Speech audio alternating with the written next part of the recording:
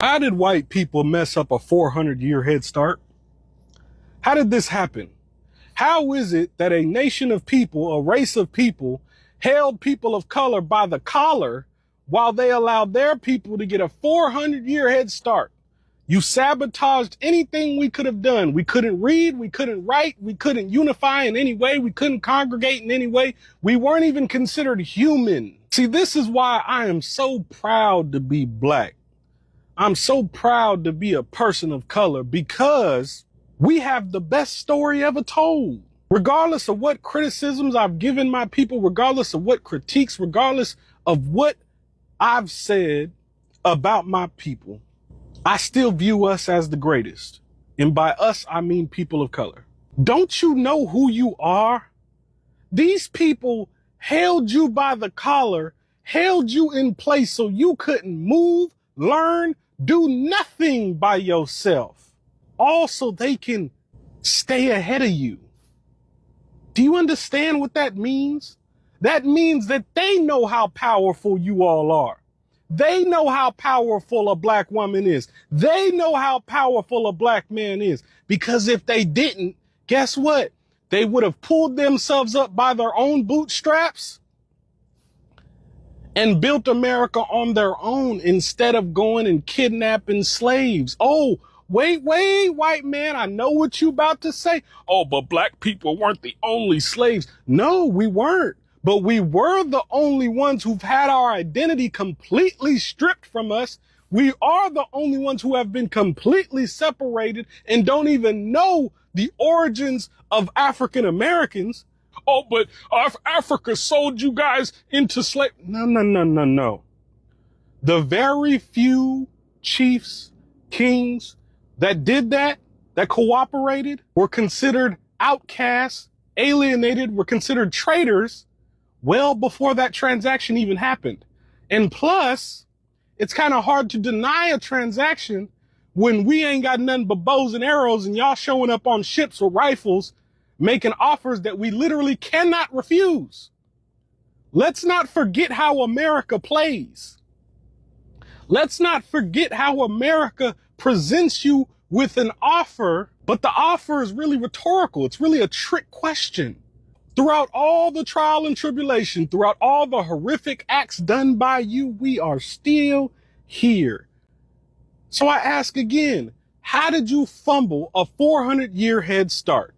How did you fumble a point in time where you were trying to completely eradicate people of color and you couldn't do it? That's why I be so mad at my people. That's why I be so disappointed in my people. That's why I be on y'all the way I be on y'all. Because these motherfuckers know who you are. These motherfuckers know how powerful you are. These motherfuckers know your potential. They just convinced you that your potential is low. They convinced you that you're a nobody. They convinced you that you are nothing and you are lesser than them. When if that was true, they would have built America on their own. They wouldn't have had to go and get them slaves. They wouldn't have had to deal with Africa at all. They wouldn't have had to take out loans from that same tyrannical place that they say they fled from. They wouldn't have had to create alliances with France. They wouldn't have had to use Christianity to start the slave trade if they were so great. How did y'all white folks mess up a 400-year head start? It's the same thing. Every 4 years, they blaming every issue in America on people of color, on immigrants, when you're an immigrant, on Joe Biden, on Kamala Harris, on Barack Obama. They blame it on everybody except the motherfucker that created the system that we in. White people now are like, oh, woe is me, the country's going to shit. Oh my God, the immigrants. Oh my God, we're gonna lose this. Oh my God, the tyrannical government. Oh my God, what are we gonna do? The America's going to shit. No, America's been shit. You just now finding out. You late to the party. Why did you not listen to people of color when we told you all of this back then? See, when it was beneficial to be white, you ignored all of us. But now that your privilege is virtually gone, dead, because the same system, the same government, the same media that you put in place has gotten greedy and now sees you, white man, as a target too. Yes, you have privilege, or at least you had it. And this is usually where they start whining, oh, what privilege do I have today? The 400-year head start that your ancestors gave you, that's a privilege. The fact that y'all were allowed to run full sprint as far as you can run while everybody else was held in place trying to run, can't get nowhere because they are held by their collar, by your ancestors. How did y'all fumble a 400-year head start? God, I love being black. I love being a person of color, because do you understand the level of failure that is? Every 4 years, this damn country's on the verge of collapse. Every 4 years, it's the same policies being presented. Every 4 years, it's the same promises broken. And guess what you all do? Still participate in this system. But when shit go bad, hey, we need to change this. They're not going to change nothing. You know why? Because your vote is free. You don't demand nothing for your vote. You don't demand nothing for the dollar.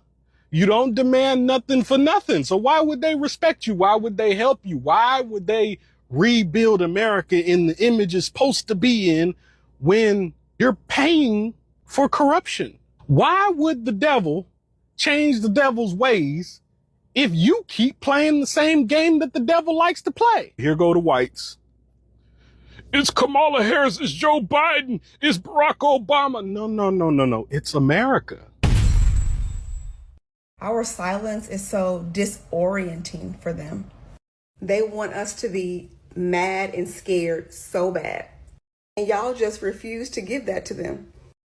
So here we are with made up stories about mobs of youth taking over the streets of DC with threats to occupy other predominantly black cities. But we predicted this. We saw this coming. We've said that we saw this coming. And so to make this announcement and to do all of this extra just feels a little bit embarrassing on their part. Like, y'all been running the same playbook for 400 years. We saw you coming, guys. We heard you. White supremacy is literally a joke. They know it, we know it, and they know that we know it. They will do anything to hold on to whiteness, because without it, they are nothing, and would have to admit that there is absolutely nothing supreme about them, and that other cultures have run circles around them, even with 400 years of a head start and stolen labor. White supremacy, Trump and MAGA are literally the death rattle of white supremacy, and they are fighting tooth and nail to stay relevant. If the system is built to benefit us, then why are so many white people still angry? That's a question that I've been sitting with for a few days, especially after seeing so many white people spreading hate and fear online. And it just got me thinking. Now, I'm no expert, and I can only share what I've experienced myself and what I'm thinking, and I'm always open to other opinions and correction. So equality feels like loss when privilege has always been your norm, and also facing injustice can feel really uncomfortable, and sitting with that discomfort can sometimes feel like an attack internally. And then because guilt is easier to hide with anger than having to actually heal through accountability. The very system that's built to keep the disenfranchised groups oppressed also weakens the oppressor. If you are born into privilege and into a system that's rigged for you to win all the time, you don't have to develop the tenacity and the courage and the resilience that I can clearly see in the oppressed groups. So when that system is challenged, and the ones who honed those skills over years of being oppressed finally get their well-deserved success, it's easier to feel like the opportunities are being taken away from you rather than face the reality that you just didn't win this time. And it's because the playing field's just leveled out. At the same time, the media and politics can also frame equity as reverse racism, which it's not. It's purely just the scales being brought back to balance, or back into balance. When you're confronted with the reality that you benefited from a system that hurt others, it creates an inner conflict or a clash of how you see yourself as a good person or a fair person. And it's so much easier to just reject or dismiss the idea of privilege altogether rather than face what it might mean morally. Now, I know there will be those comments that says not all white people, and that goes without saying. But there are still those who say, it's been 30 plus years, can we just let it go? Or, I didn't create the system and I'm not part of the problem. But we benefited from that system. Whether we wanted to be in it or not, we benefited from it. And that makes it our responsibility to help dismantle it. And we can speak up for the ones whose voices have been silenced for so long. It's been absolutely hilarious the last couple of days watching all these evangelical Christians who all of a sudden care about prophecy and the Jews fulfilling prophecy. And really what it is all their white supremacy is just coming out. Because now all of a sudden, Israel and Hamas and what's happening in Gaza, all of a sudden, that's filling prophecy. And they never cared about any of the prophecies concerning the people that call themselves Jews. Because if they did, they would pick up and they would see that Ashkenazis are sons of Japheth from the line of Gomer and not Shem. And they would see that their whole claim, the whole Zionism claim is false. They would see that the true children of Israel, according to prophecy, are scattered into all these different nations by way of ship. And that they have spent most of the last 400 years, or most of the latter days, serving their enemies, not the Most High. Their heritage was taken away from them. Even says that in Jeremiah 17 and the prophets 17:4. They have no idea who they are.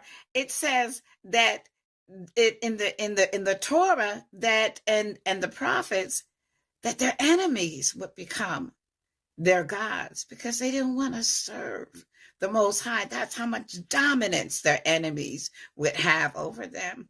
But now all of a sudden, these people are fulfilling prophecy. Now the white evangelical Christians and those of you that follow them, now all of a sudden these people are fulfilling prophecy. And that's amazing to me, and you just show what liars and hypocrites you are and how you don't follow that book. It's a tool for you to maintain supremacy.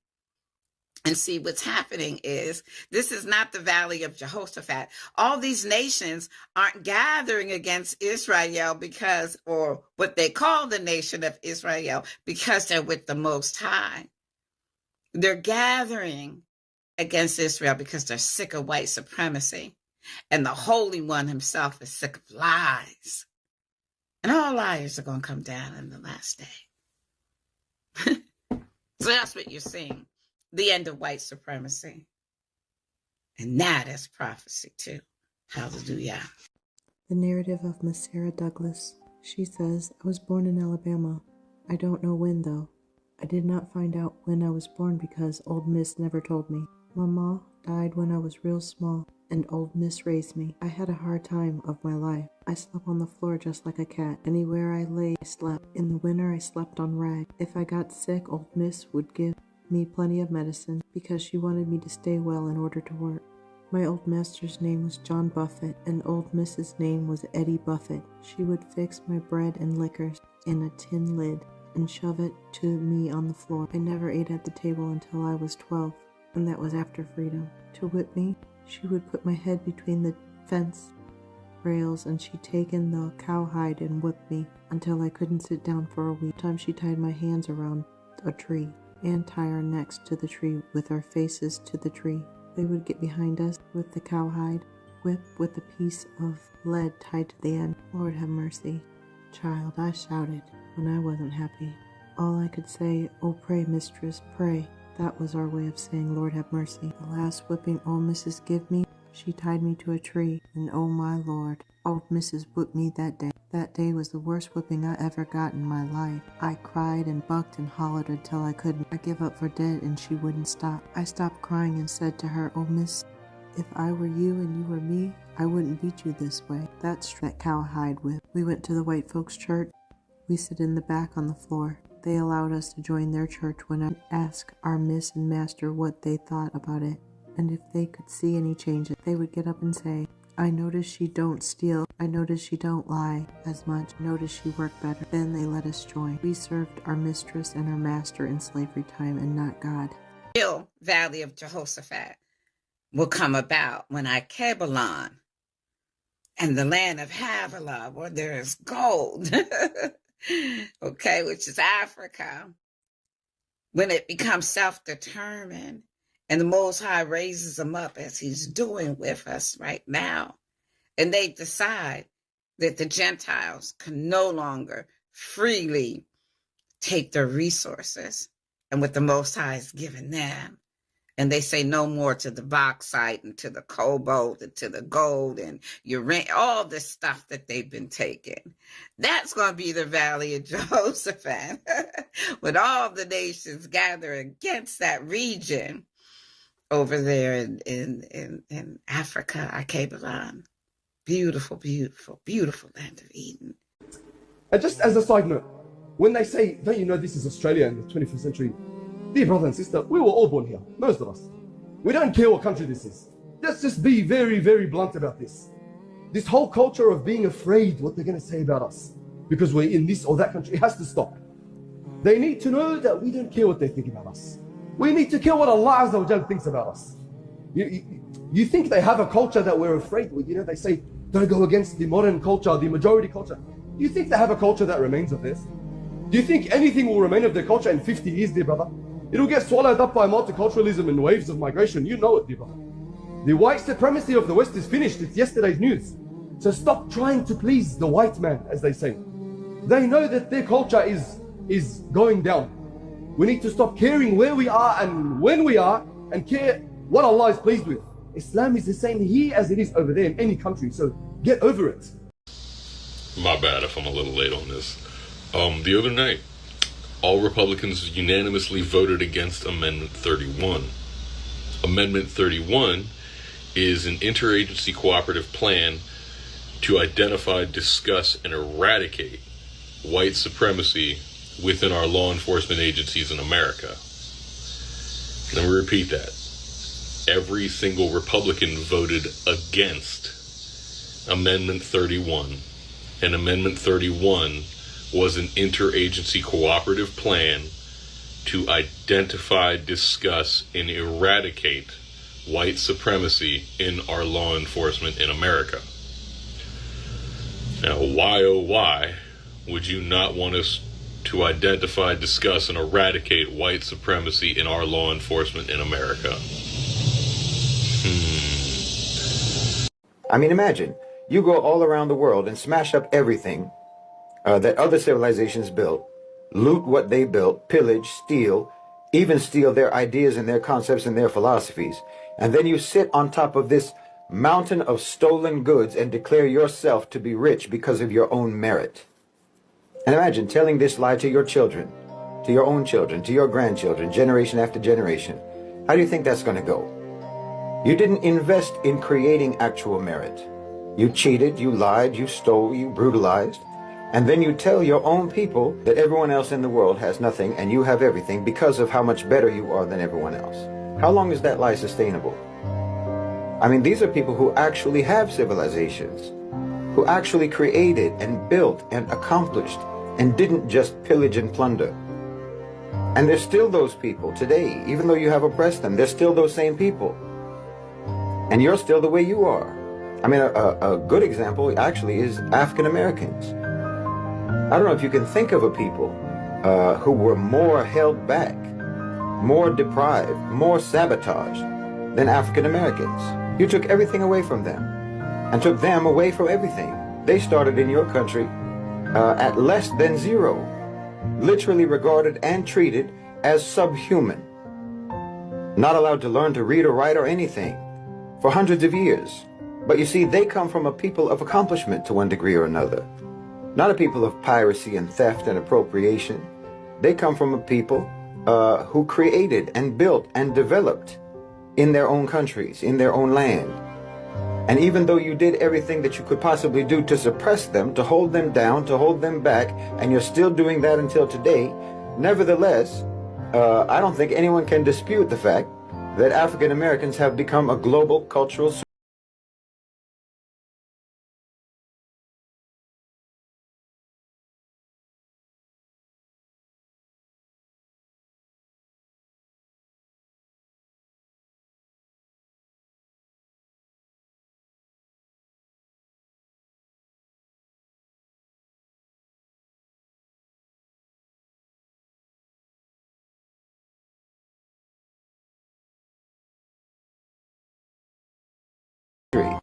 I think white people are disconnected from their spirits, and some men too, because of the patriarchy and racism. I have a theory. Okay, so I made a diagram. Everyone is made up of their mind, their body, and their spirit, right? You with me? Okay. So, but your spirit lives inside of here. This is your spirit. But your spirit, or your true self, your spirit is your truest sense of self. But you protect your spirit with your ego, right? With like this projection of your spirit, this version of yourself, this version of your spirit that you put out, you project out into the world so that people interact with this ego first. And so if that ego is bruised or hurt or tainted, that is, they feel like their spirit is being attacked because it's a version of their spirit, but it is not truly their spirit. But because I feel like the patriarchy and racism have inflated let's make it bigger, shall we? Has inflated the ego of white people by way of white supremacy, and men by way of the patriarchy. Their ego is gigantic in comparison to their spirit, and their spirit has been shrink to this little itty bitty little dot. So here's their spirit now, but their ego is like this. And so when they can't hear their spirit, they can't see their spirit, they don't even know what their spirit looks like. This is why everyone's like, oh, listen to black women are magic, or we're so smart. And it's like, black women, we have not had our ego inflated to the size of the planet Earth. And so we can hear our spirit, we can hear our intuition, which is really what it is. When you're listening to your spirit, you're listening to your intuition. And your intuition is your ability to navigate throughout the world, collect data based on your experiences, based on what you see, based on your five senses, what you feel, and then like how you use them, all the experiences that you have. Whenever you have those gut feelings or like that initial reaction when you meet someone or when you see someone or like that, all of that data that you collected throughout your life, it comes to you in a moment and a feeling, and that is your intuition. Your intuition is really just like a computer processor putting out information, but you can't read through all that information. Your intuition is basically the best AI in the whole wide world. You can't read through all of it as a human. Your mind can't process that much information, but your spirit can.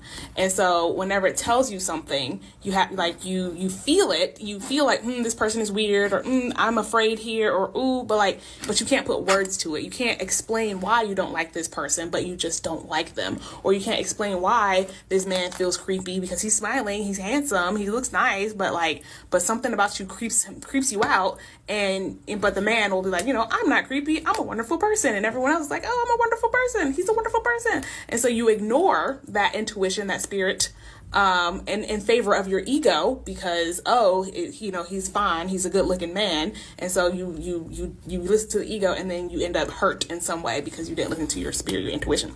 But men and white people, they have had their spirits like shrunk, especially white people, because white people have this like they are incentivized to not be themselves. They are incentivized to not be unique. They are incentivized to consume.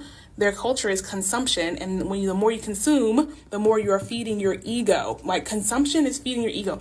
You can only feed your spirit by like the opposite of consumption. Like, you feed your spirit by like sitting with self, by meditation, by introspection, by like just thinking, just like you feed your spirit by just being. You're like, when you are okay with just being alive, just being here, you find your inherent worth as a human being by just breathing the air that we breathe.